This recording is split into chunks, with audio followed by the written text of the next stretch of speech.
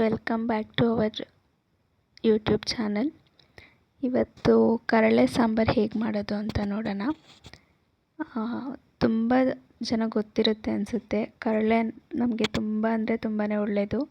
ವರ್ಷಕ್ಕೆ ಒಂದು ಸರಿ ಆದರೂ ತಿನ್ನಬೇಕು ಅಂತ ಹೇಳ್ತಾರೆ. ಸೊ ಇಲ್ಲಿ ನಾನು ಎಲ್ಲ ಥರ ಕಾಳುಗಳು ತೊಗೊಂಡಿದ್ದೀನಿ.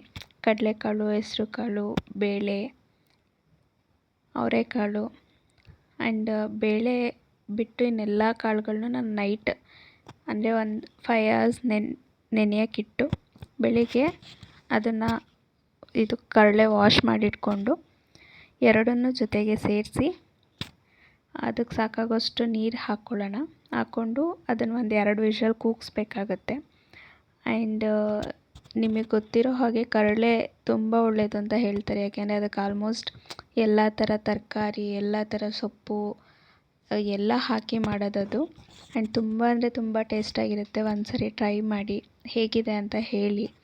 ಸೊ ಇವಾಗ ಸ್ವಲ್ಪ ಸಾಲ್ಟು ಹಾಕಿ ಕುಕ್ಕರ್ ವಿಷಲ್ ಹಾಕ್ಸ್ಕೊಳ್ಳೋಣ. ಒಂದು 2 ಕೂಗು ಸಾಕು, ಯಾಕಂದರೆ ಕಾಳು ನೈಟ್ ನೆನೆಸಿರ್ತೀವಿ.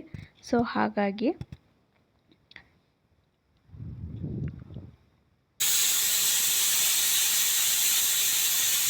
ಒಂದು 2 ವಿಷಲ್ ಆದಮೇಲೆ ನೀವು ನೋಡ್ಬೋದು ಚೆನ್ನಾಗಿ ಬೆಂದಿದೆ. ಇವಾಗ ನಾನು ಎಲ್ಲ ಥರ ತರಕಾರಿ ಅಂದರೆ ನನಗೆ ಯಾವ್ಯಾವ ಸಿಗುತ್ತೋ ಬೀನ್ಸು, ಕ್ಯಾರೆಟು, ಹಿತ್ತಲವರೆಕಾಯಿ, ಕೋಸು ಎಲ್ಲ ಥರ ತರಕಾರಿಗಳನ್ನೂ ಹಾಕ್ಕೊಂಡು ಅದನ್ನು ಒಂದು ವಿಷಲ್ ಹಾಕ್ಸ್ಕೊಳ್ಳೋಣ. ಸೊ ಇವಾಗ ನಾನು ಸಾಂಬಾರು ಪೌಡರ್ ಮಿಕ್ಸ್ ಮಾಡಿ ಹಾಕ್ತಾಯಿದ್ದೀನಿ. ಸೊ ಖಾರಕ್ಕೆ ಎಷ್ಟು ಬೇಕೋ ಅದು ನೋಡಿ ಹಾಕ್ಕೊಂಡ್ರೆ ಕನ್ಸಿಸ್ಟೆನ್ಸಿ ಸಾಕು. ಆ್ಯಂಡ್ ತುಂಬ ಅಂದರೆ ತುಂಬಾ ಟೇಸ್ಟಾಗಿರುತ್ತೆ ಇದು. ಒಂದು ಸರಿ ಟ್ರೈ ಮಾಡಿ ನೋಡಿ.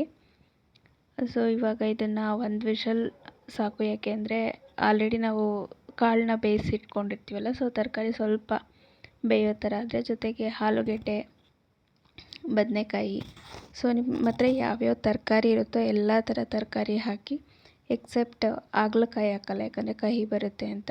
ಸೊ ಇಲ್ಲಿ ನಾನು ಸೊಪ್ಪು ತೊಗೊಂಡಿದ್ದೀನಿ, ಅಂದರೆ ಕೀರೆ ಸೊಪ್ಪು, ಮೆಂತ್ಯ ಸೊಪ್ಪು, ಪಾಲಕ್ ಸೊಪ್ಪು.